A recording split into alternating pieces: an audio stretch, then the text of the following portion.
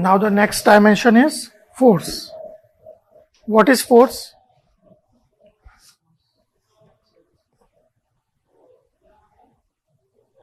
Any idea? Don't tell me push or pull.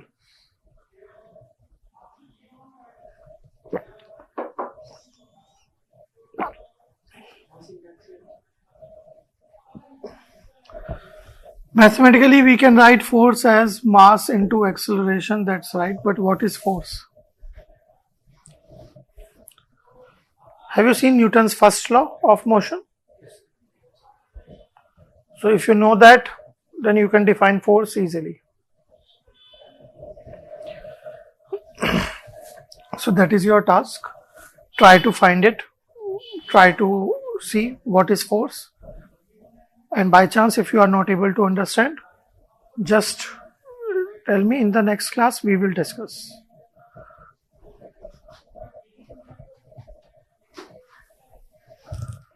And I hope you remember the Newton's first law of motion.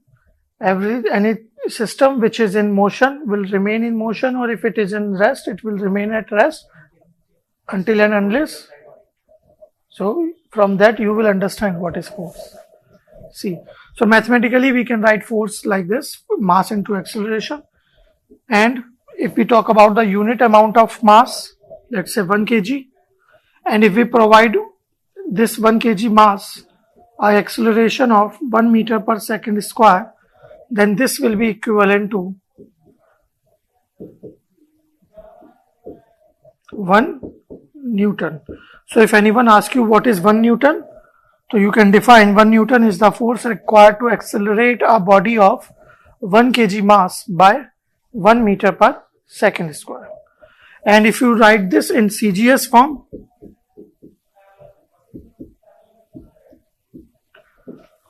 so I hope you know that 1 kg is equivalent to 10 to the power 3 gram, and 1 meter is equivalent to 10 to the power 2 centimeter. So it will become 10 to the power 5 gram centimeter per second square. That is 1 Newton, or you can write it as 10 to the power 5 dyne. Where you should know that 1 dyne is the force equivalent to 1 gram centimeter per second square.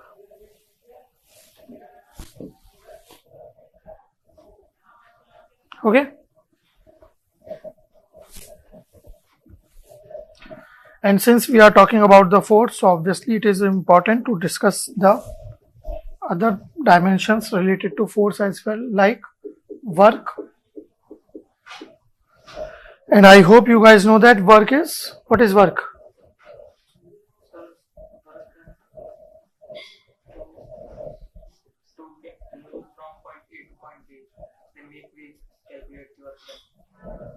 Mathematically it is force into displacement. But what is work?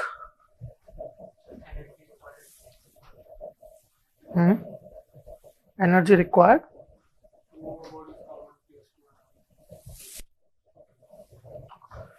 Suppose this is some surface.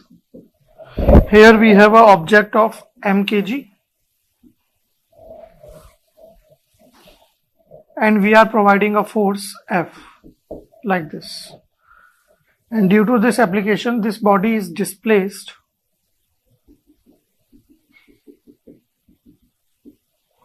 by delta Z meter. So what will be the force, work done here? What will be the work done?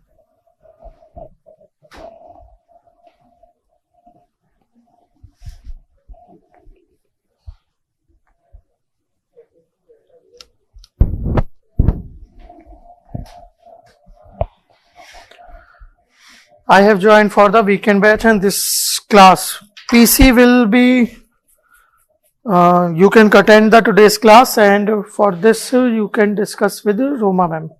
You can call on the office number after the class. You will get to know.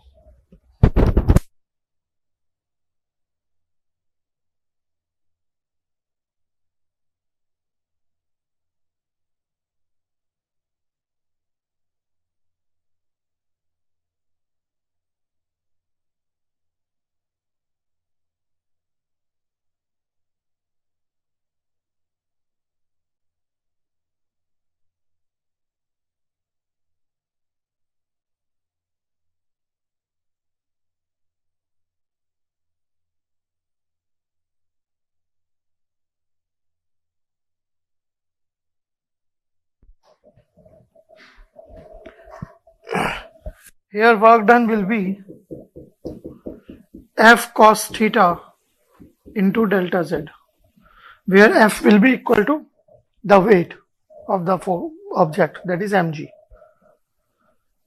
Work is force into displacement in the direction, in the same direction. Okay. Work you can define mathematically as the product of force and displacement, provided that they are in the same direction. So displacement is taking place in horizontal direction. So the horizontal component of force will be F cos theta. Okay. See what is work also. I will not discuss directly.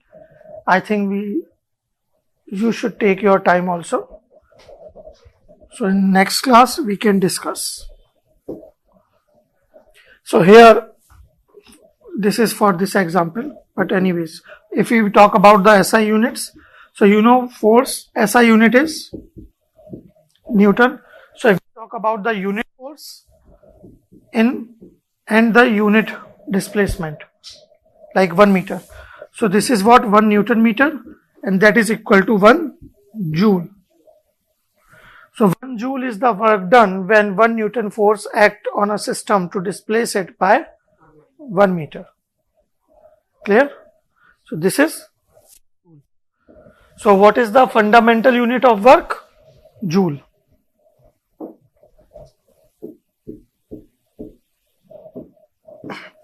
And here you write them in CGS units. So you know 1 Newton is equal to 10 to the power 5 dyne, and 1 meter is equal to 10 to the power 2 centimeter. So this will become 10 to the power 7 erg.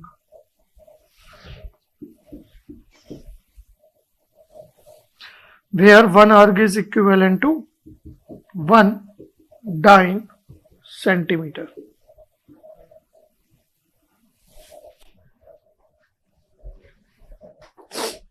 Okay, so you can note down this much part and just let me know when you people are done. Then we will move to the next dimension.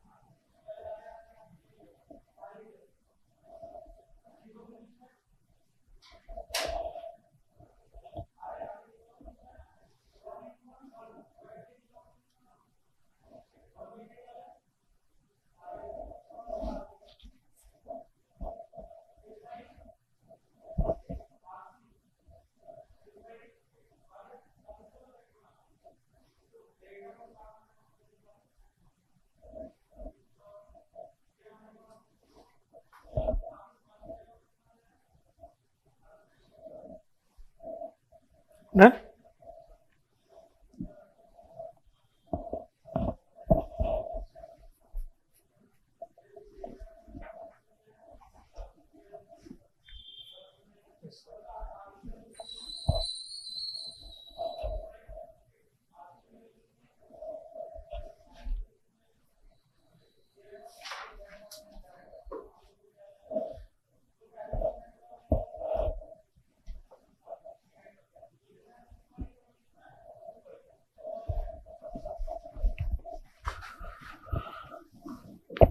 Next is pressure. I hope you know what is pressure.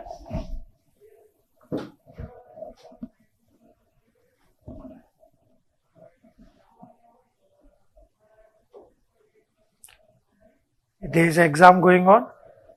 Last 10 minutes are remaining and you are not able to solve the remaining two questions. So the feeling which you will have at that moment, that is pressure.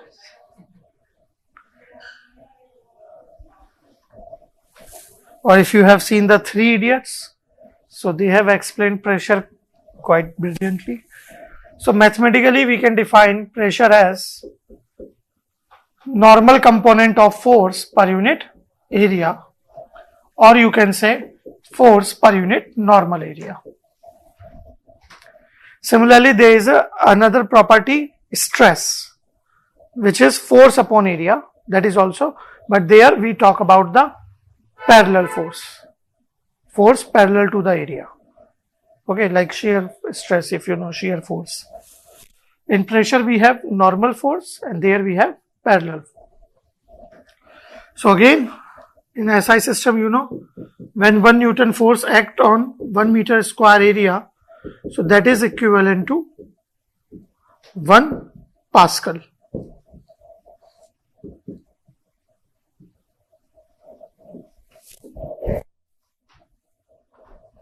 And the different units of pressure, I hope you know, like if we start with ATM, so 1 atmospheric pressure is equivalent to 1.01325 bar,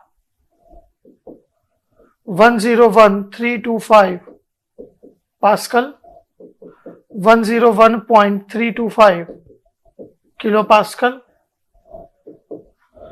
760 torr.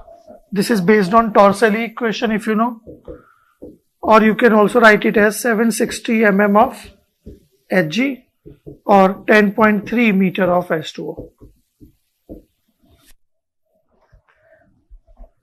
So you should remember all these and it will be helpful in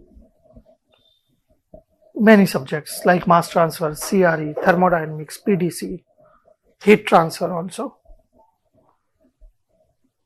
So you should know the unit conversion. Clear? So here we have one small question.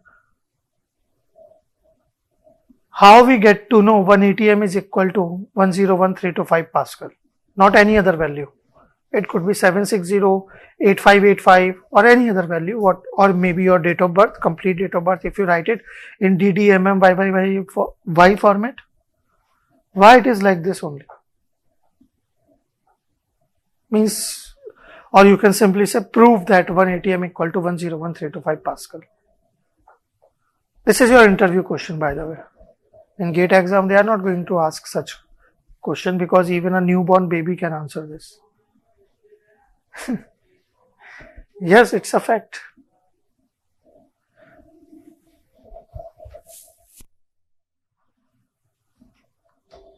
Which device we use to measure the atmospheric pressure?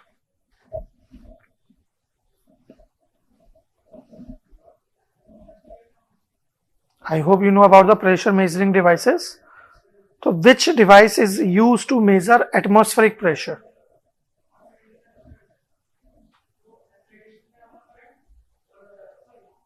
It starts from B and ends at R. Barometer.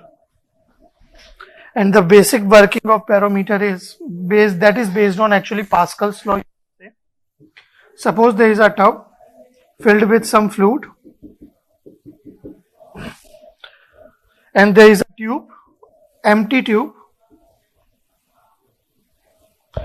And suppose here atmospheric pressure is acting.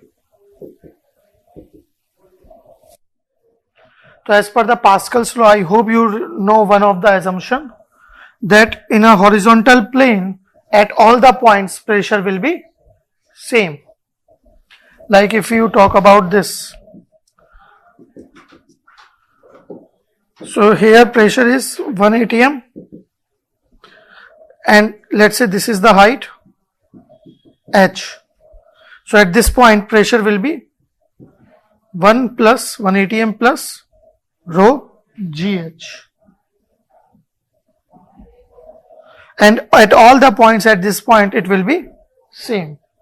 Okay, I hope you know that. Otherwise you will get to know in fluid mechanics when this topic will be discussed. So in a horizontal plane at all the points pressure will be same. Clear? So similarly if I talk about this horizontal plane, so you know one thing, pressure is acting here. So when pressure is acting, so this pressure is actually trying to, pressure is what? Force upon normal area. Force is there. So this force will try to push this fluid. And you know fluid means, fluid has the tendency to move anywhere where it will get the space. Okay. So wherever it will get the space, it will move.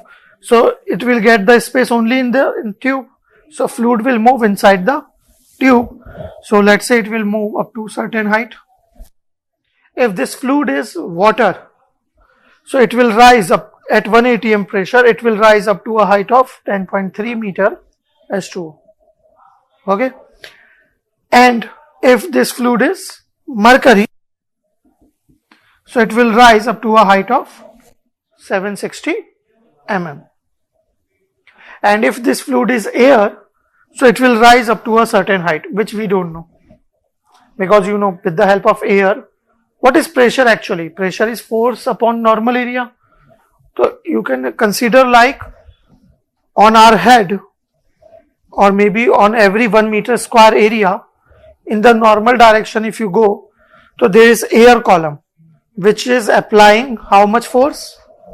This much. This is what? Newton per meter square. So atmospheric pressure you can define as in every 1 meter square cross sectional area, air column is applying this much Newton of force. Clear? No?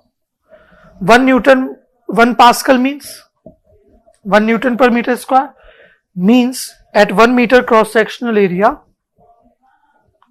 1 Newton force is acting. Okay. So similarly we can consider like, because it has to be perpendicular, normal means perpendicular. So on every 1 meter square area, atmospheric pressure is what? Pressure exerted by the atmospheric air. So this air column is there up to certain height, you know, the stratosphere or whatever layer we say, what is the name, till when air is present. So this air is applying 101,325 Newton force on 1 meter square area, and that is atmospheric pressure. But in case of air, it is difficult to measure because air, you know, rho is coming. So in case of air, as we will move upside towards the top, you know, air will become thinner and thinner due to the decrease in pressure and temperature both. So the density of air is changing. So that's why we can't use air to measure the atmospheric pressure. So we use a different fluid like mercury, which is incompressible, density will not change, so it will rise up to this much height. Water has lower density than mercury, I hope you know that. So water will rise for up to more height, that is this. So what is this pressure? 1 atm. See, mercury has risen up to this height, 760 mm. So as per the Pascal law, on any horizontal plane at all the points pressure has to be same. So that means at this point also the pressure has to be 1 atm. But at this point the pressure is not exerted by the air, because like this it was empty bottle, but now only mercury is there. So at this point, this pressure is exerted due to mercury. I hope it is clear. And what is that? Rho.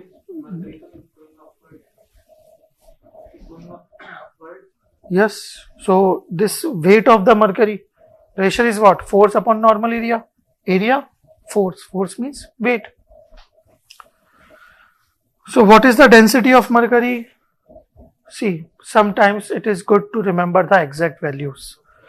So for mercury, the exact value of the density is 13.5951 gram per cubic centimeter, and if you multiply this by 10 to the power 3, it will become kg per cubic meter. What is the exact value of G? Exact value.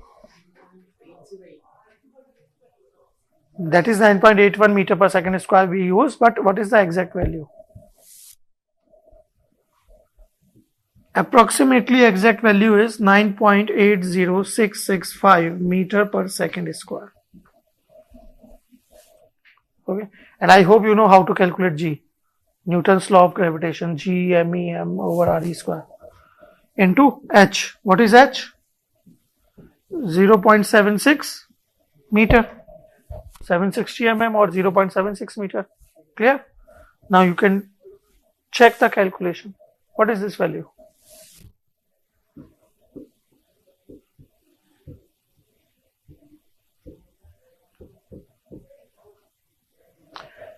Here you can see kg, meter per second square, Newton, meter cancel, Newton per meter square. And in round off, we can write it as this. So that's how you can prove atmospheric pressure equal to this. Same. So this is something about the pressure.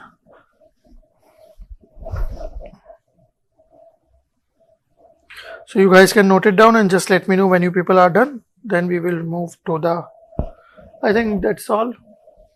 Now we will just talk about the heat a little bit.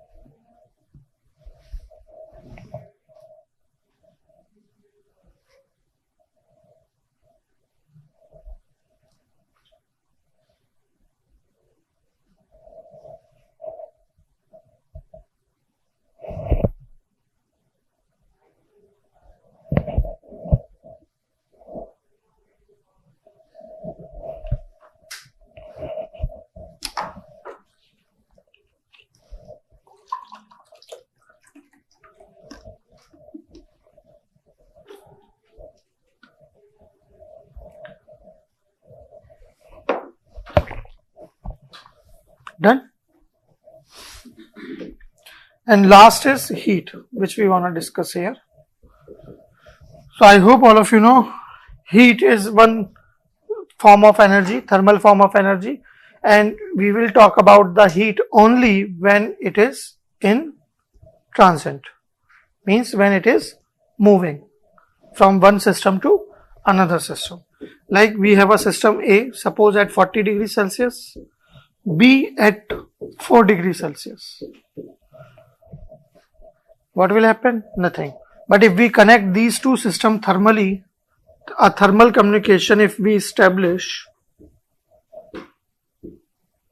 so you know that due to the temperature difference, energy will transfer from high temperature body to low temperature body, and that will be the heat, the thermal energy.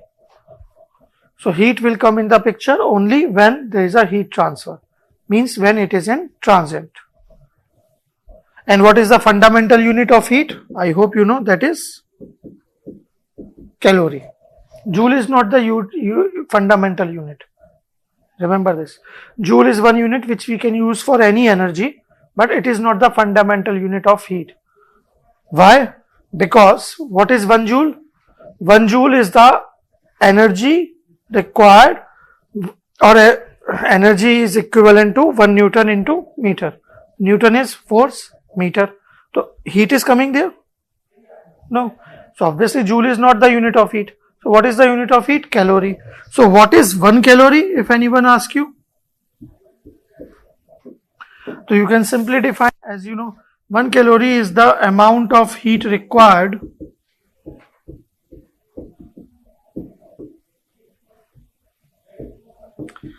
to raise the temperature of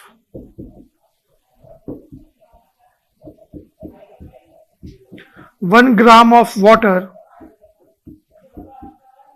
by 1 degree Celsius. And here if you go by the definition, amount of heat required for 1 gram of water by 1 degree Celsius. So this is what? This is nothing but the Cp of water. 1 calorie per gram per Kelvin or per degree Celsius. And you know 1 calorie is equivalent to 4.186 joule. Cp is a specific heat. 1 calorie is equivalent to this, and that's why we also say water ki specific heat is 4.186 or 4.2 in round of value joule per gram per Kelvin or kilojoule per kg per Kelvin. I hope it is clear. Yes. So you can see in the definition of 1 calorie we are getting this. So obvious, it is obvious that heat, fundamental unit of heat is calorie. So although we can convert that, so that's why we can write heat in joule also, but I hope it is clear now. So this is all about the units and dimensions which we want to discuss. Apart from that, if there is any other property dimension will come, then you will see that in your respective subjects. So you can note it down and just let me know when you are done. Then we will do some practice questions related to unit conversion and then move to the next topic.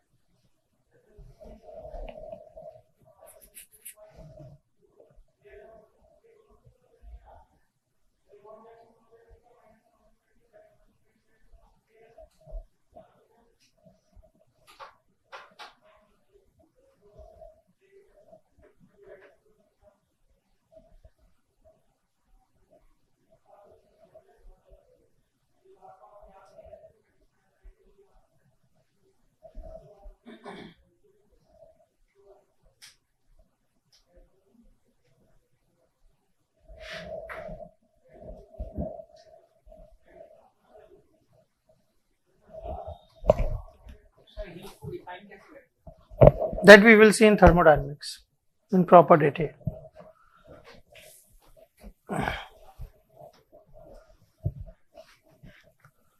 Here we are just having a brief idea. What is units, what are the units and the basic meaning.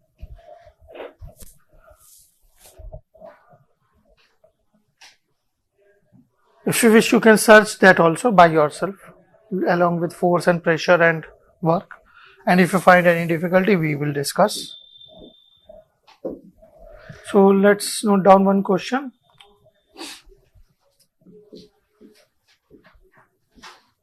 (100 moles/hour) of air is flowing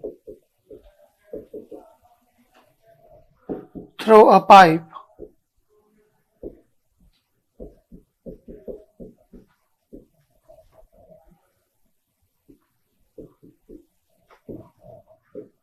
what will be its volumetric flow rate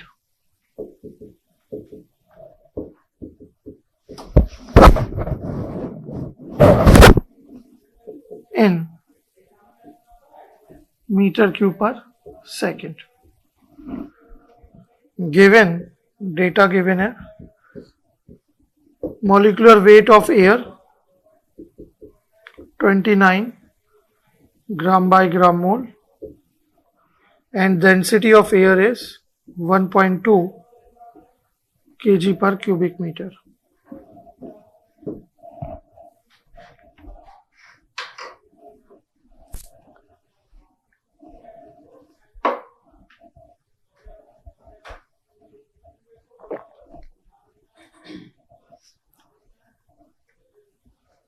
Try this and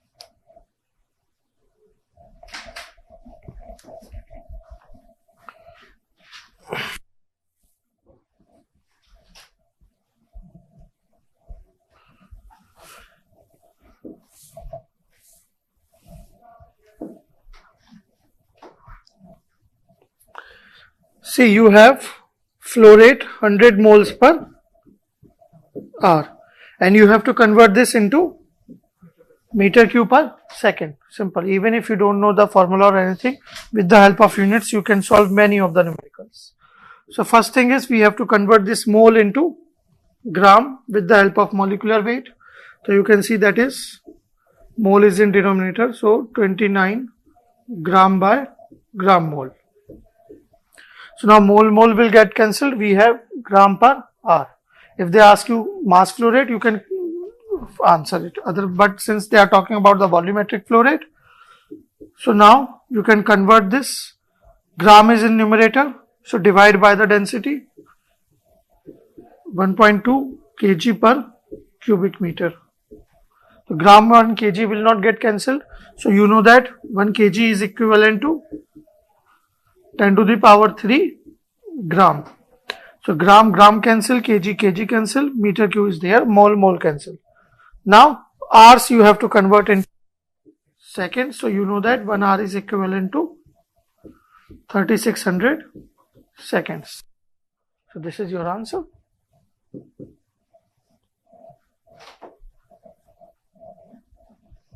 What is the answer?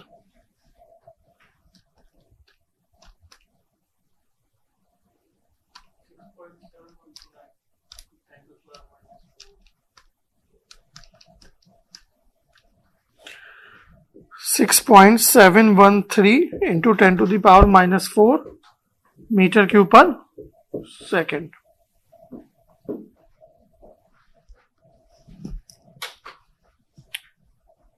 Clear? So if by chance any one of you have this problem of a unit conversion, so the best suggestion will be write down the units during the calculation. You will never face this issue. You have given hundreds of exams in your BTech, so I hope you know better about yourself. What are the silly mistakes or what are the mistakes you can make?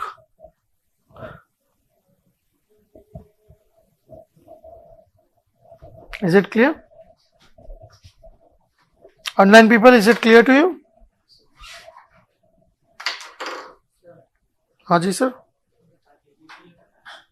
Molecular weight 1/20 में ग्राम मोल है जैसे, और यहाँ पर भी मोल पर आ रहा है बाय चांस ये बॉडी तो कुछ ग्राम मोल ऊपर लिखते ग्राम नीचे आपको बैलेंस करना है ना, तो वो कैंसिल कैसे होगा? तो उसके लिए उसको ऐसे करेंगे. इसलिए मैंने बोला ना, अगर आपको ऐसा कुछ इशू है तो यूनिट्स को साथ में लिखते हुए चलो, कभी ऐसी प्रॉब्लम नहीं आएगी कि उससे डिवाइड करना है या मल्टीप्लाई करना है. याद रखने की जरूरत ही नहीं है. अब मास की डेंसिटी क्या होती है? Mass over volume. तो मास क्या हो जाता है? Density into volume. What is volume? Mass over density. अब ये याद थोड़ी रखने वाली बात है. Just write down the units and you will understand. See, अब डेंसिटी से मैं डिवाइड करना है, मल्टीप्लाई करना, I don't know. Okay, so I just wrote the unit. Mass unit is there, so obviously when I will use this value, so this should be in denominator, only then it will get cancelled. This was the logic, so that's why I have written like this. आप कुछ कह रहे हो? Clear?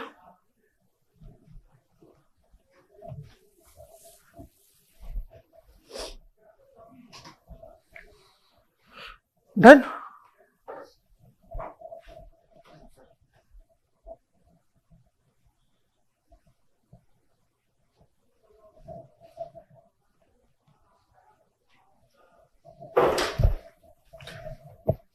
Next question.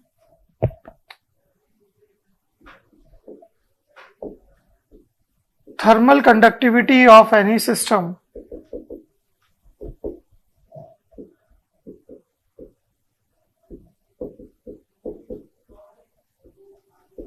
can be defined as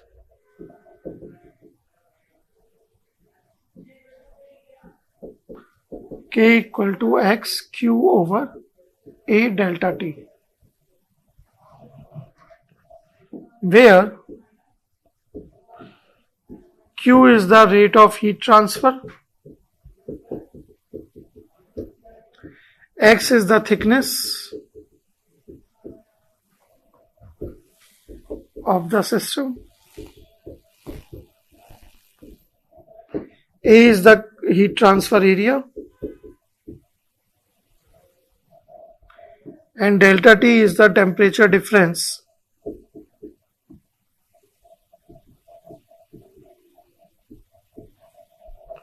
across the system.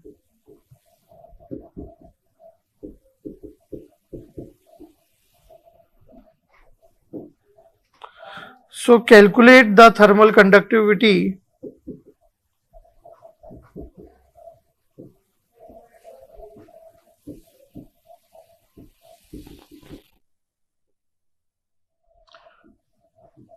of a solid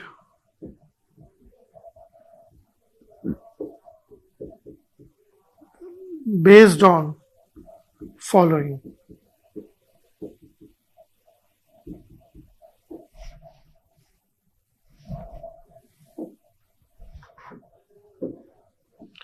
Q is given as 10 to the power 4 kilojoule per hour. X is equal to 100 mm. A is equal to 1 meter square. And delta T is 800 Kelvin. And thermal conductivity you guys have to calculate in watt per meter per Kelvin and kilocalorie per meter square per degree Celsius per hour. So in these two units you have to calculate K.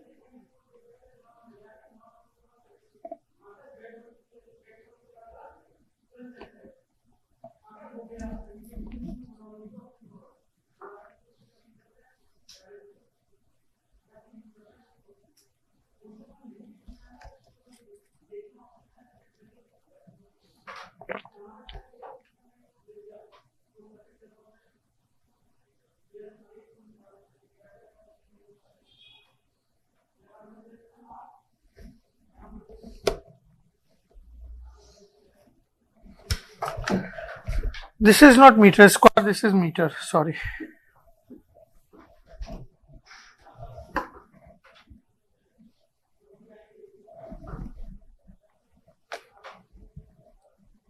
Sir वो W वाट है वहाँ पर वाट है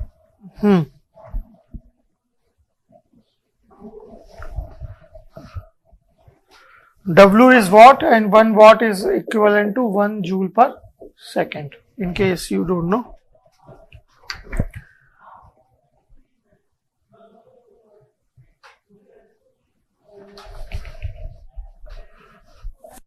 एक bonus question भी आप इसमें add कर सकते हो.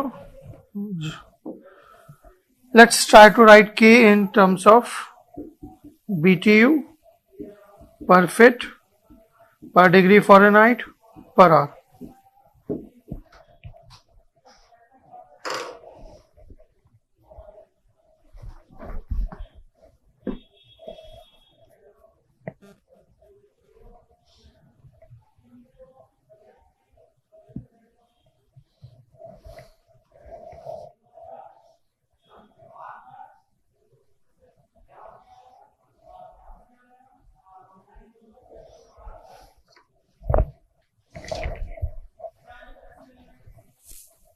In case you don't know, 1 BTU. BTU is the FPS unit of heat, that is British thermal unit, and it is equivalent to 1055.06 joule.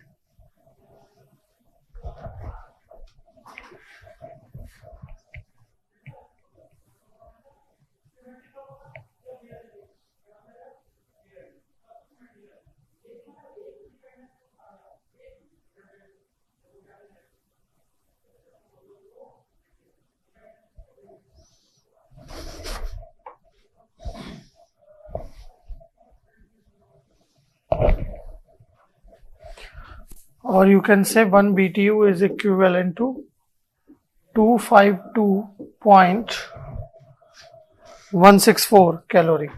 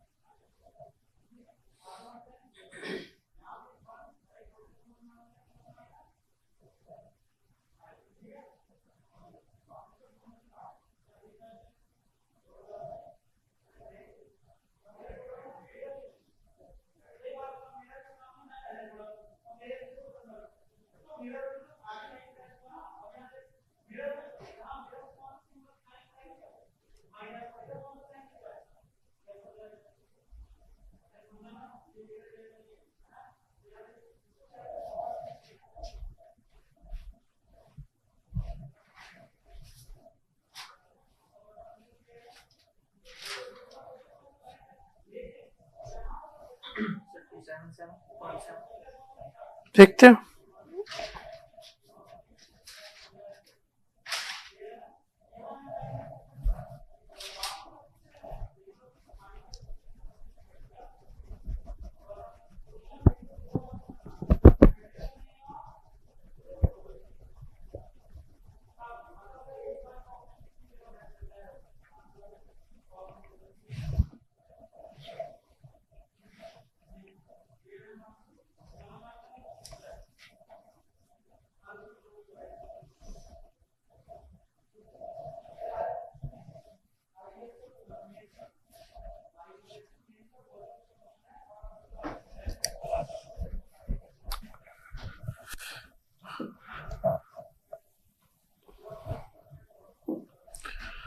So I hope you have tried this. So K is XQ over A delta T. So let's put the values. X is 100 mm. Q is 10 to the power 4 kilojoule per hour divided by A, that is 1 meter square, and delta T 800 Kelvin. Okay. So now first suppose we want to convert this in watt per meter per Kelvin. So here you guys know, if you want to convert this in watt, so watt means joule per second. So first we have to convert this kilojoule into joule.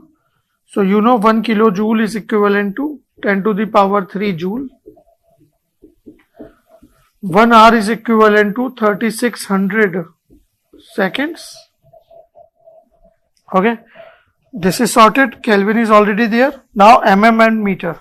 So you have to convert this mm. So you know that 1 meter is equal to 10 to the power 3 mm.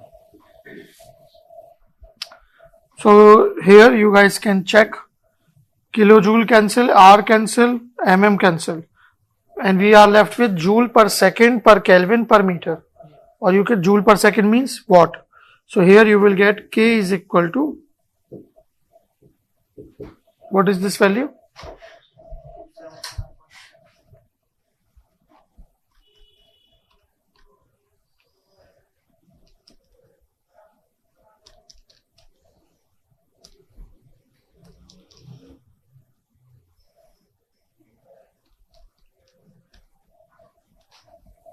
0.347 watt per meter per Kelvin.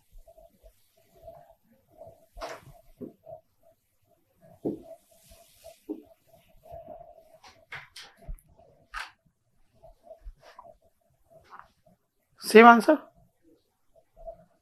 No? What was the mistake you made? गलती से वो 1 के ले रहे हैं, हाँ 800 के। Okay, and काट लीजिए।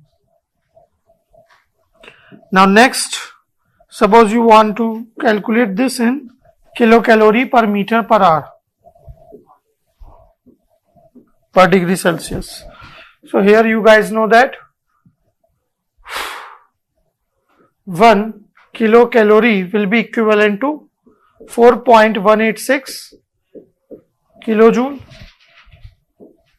1 Kelvin is equal to 1 degree Celsius and 1 meter is equal to 10 to the power 3 mm. So after solving this, you will get K in kilocalorie per hour per meter per degree Celsius. What will be that value?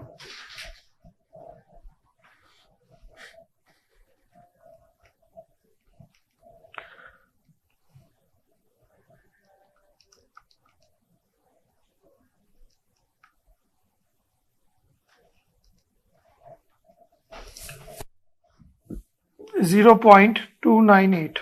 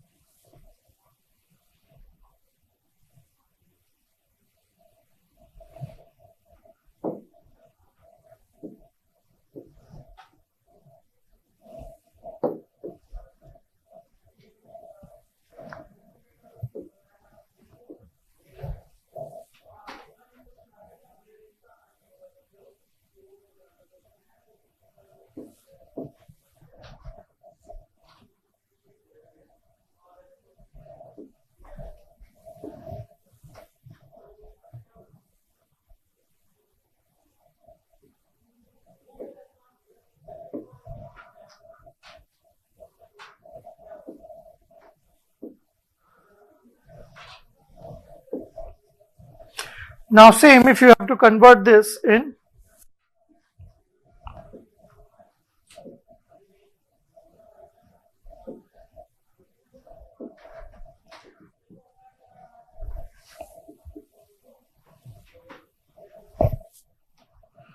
BTU, fit, degree Fahrenheit and hours. So R is there already. First convert this kilojoule into BTU. So you know that 1 BTU equal to 1055.06 joule, or we can say 1.05506 kilojoule. So 1 BTU is equivalent to 1.05506 kilojoule. In multiplication, 1 meter is equal to 10 to the power 3 mm. Mm is sorted, BTU is sorted. Now meter you have to convert in fit. So here you can see mm cancel, meter. So only 1 meter will remain in the denominator. And I hope you know that 1 fit is equivalent to 0.3048 meter. Okay, you should know this. Plus Kelvin.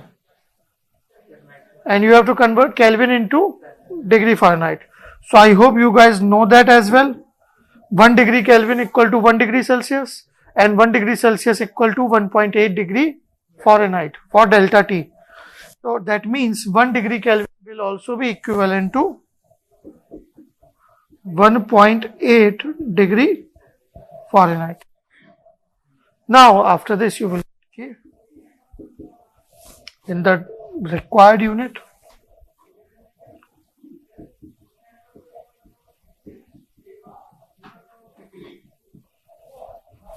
What will be the value?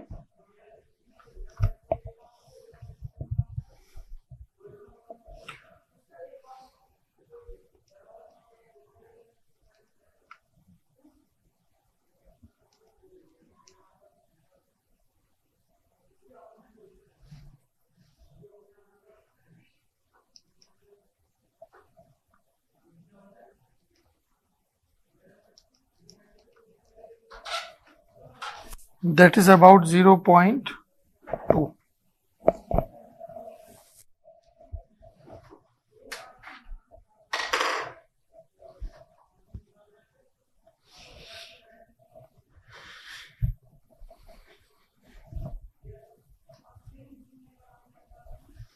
Clear? So that's how you don't need to think about the unit conversion problems. Just write down the units during the calculation and you will never face the problem of units, because you can easily check which units are getting cancelled and which are not. So you can solve them. Not for this unit conversion numericals, but for all the technical numericals from any technical subject. You can write down the units.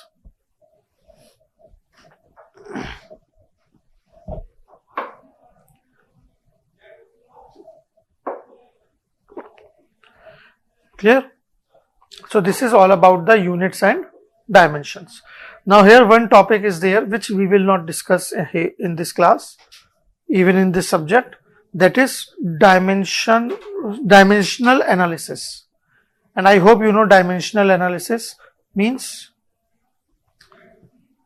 where we have to relate the different variables in their dimensional form to obtain the correlations. Like Buckingham Pi theorem is there, Rayleigh method is there. So we will not discuss that in this class, in this subject, because that part you will already see in fluid mechanics. There was a topic dimensional analysis and similitude. So you will see that in proper details in that subject. Okay. So it is not a good thing to discuss the same topic many times.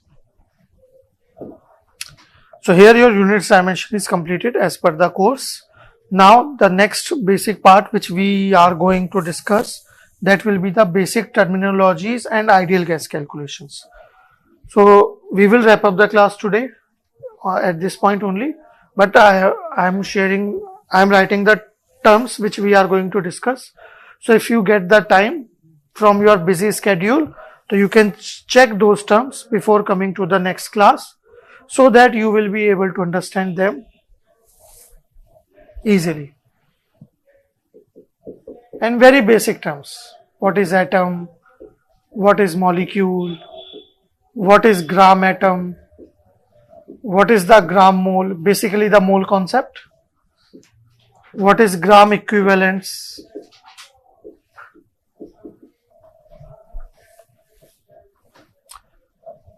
Yes. Atomic weight.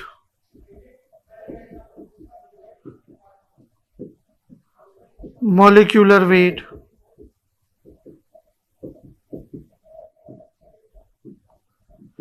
Equivalent weight.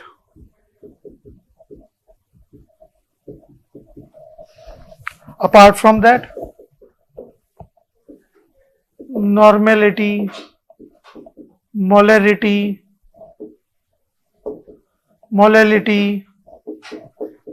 ppm, concentration, composition, mole fraction,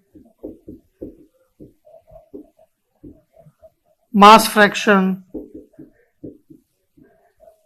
volume fraction,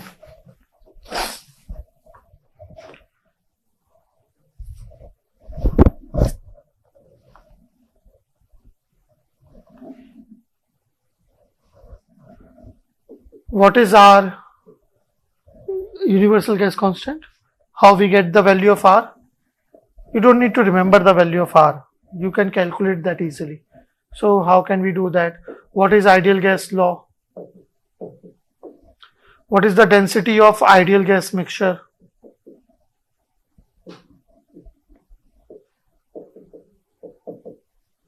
What is the average molecular weight? See, all these things we are going to discuss, and after that your introduction part will be completed and we will start our discussion on material balance first, then energy balance. So in our course, what we are going to do as per your syllabus, in this subject, we will see the material balance for steady state and unsteady state systems, material balance for single phase and multi-phase system, material balance for single component and multi-component system, material balance for single loop and multi-loop operations. I hope you know these are the technical terms, but actually they are recycle, bypass, purge, all that stuff. Plus material balance with and without chemical reaction. Okay. So we will discuss without chemical reactions, steady and unsteady both. With chemical reaction, we will discuss only the steady state part. Unsteady state part with chemical reaction material balance we will not discuss here, because that require the kinetics data, and that we already cover in CRE. Then in energy balance we will see single phase, multi-phase, steady state part only, with reaction and without reaction. Energy balance at unsteady state we will not discuss in this class, in this subject, because that part you will already see in your heat transfer subject. Okay. And energy balance with chemical reaction unsteady state we will already see in CRE. So those unsteady state part with chemical reaction we will not do in this subject, that we already do in CRE or heat transfer. And then fuels and combustion, we will discuss the basic idea. We will not go in proper details, because that you will already going to see in chemical technology subject. Okay. Then syllabus is complete for this subject. So it will hardly take, it is about 20 hours syllabus from my side, 24 to 25 hours syllabus, including that part, fuel unsteady state. Yes. And remaining the time variation will depend on you people, but how much time you will spend in the class to learn the things. If you are learning quickly, it might complete in less than 24 hours, and if you are taking more time, then it may get up to 28 or 30 hours, or maybe more than that. But one thing is obvious, I don't know about you people right now, what is your level, how much comfortable you are with material balance, energy balance part. But one thing I can guarantee you, after completing this subject, and if you just do the things which I am telling you, you will not be pro, but yes, you will not remain noob in material balance and energy balance thing. You will be able to solve all the questions related to GATE exam, means at that level. And remaining is practice. And for practice, what you have to do, remember one thing, how you are learning anything till now. Well, let me complete. For example, if you are learning a bicycle, I hope all of you know how to ride a bicycle. So how you learn it? Multiple attempts you gave, or only one attempt was sufficient? On the same bicycle or different bicycle all the time? Same. For the first time when you started to hold the pen or the glass, you were using the same or different on all the attempts?